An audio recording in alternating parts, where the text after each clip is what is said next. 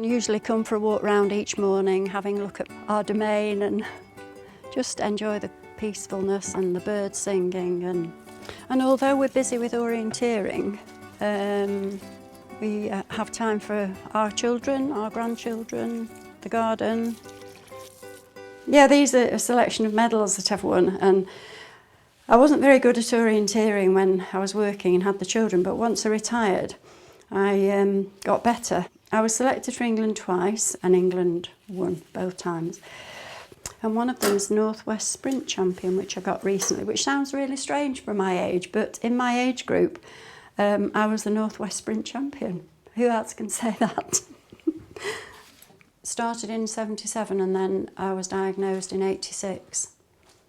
I was diagnosed very quickly, fortunately, I think. Because it wasn't obvious when I was sitting like this. It was only when I went like that and did that and found, oh, it's like a little egg there, and showed my dad.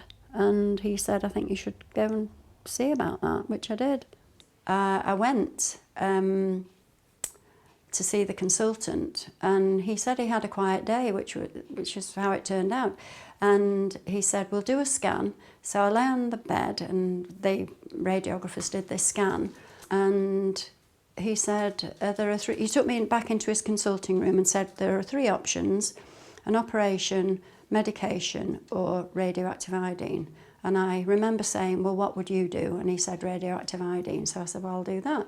So he walked me through the grounds of the Christie Hospital, and we went into this lab, and he said, if you sit behind the screen, we'll just get the liquid ready. There was about not even a centimetre of liquid in the bottom of a tumbler with a straw. I had to sit behind a screen, drink this liquid, which took about 3 or 4 seconds even, and that was it. I was actually a home liaison teacher, so I was working in the homes, and so when I had my treatment, I had to stay away from school for a day, Friday, and Saturday and Sunday, and I was able to go back into working with children on the Monday.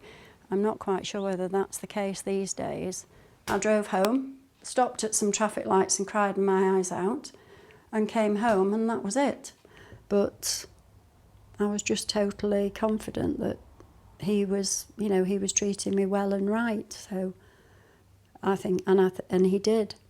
He really did.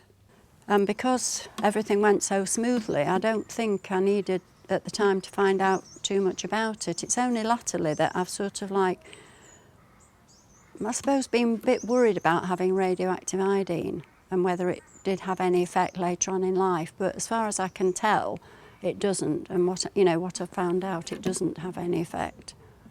I was different after the treatment in that I didn't run around in the winter in a t-shirt. I'd sort of have my normal, have the same clothes as the people because I was always hot. So I never had a jumper on. I'd have the windows open at school, and so yes, I was hyperactive, but I didn't realise I had a problem until I actually saw this lump on my neck. I wouldn't have known. And how long I could have gone on like that, I just don't know. I have been very lucky, I think. And recently I read a quote from, I can't think of her name, a writer, who said it's only when one gets older that one sees the beauty in life. And I think that becomes more and more true as you get older. And, you realise how deep feelings are and how important family and people are.